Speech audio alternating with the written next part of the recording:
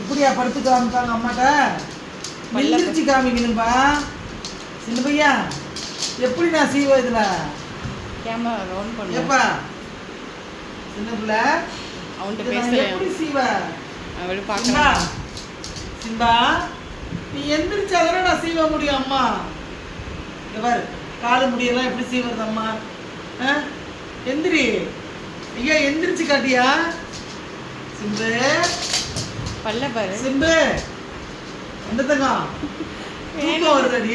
வேணுன்ட்டு தான் படுத்துருக்கான் அப்படி. சிம்பு ஐயா எந்திரிங்க, எந்திரிச்சு காட்டு அம்மா எப்படி சீவுவேன். இங்கெல்லாம் சீவிட்டேன் பாரு,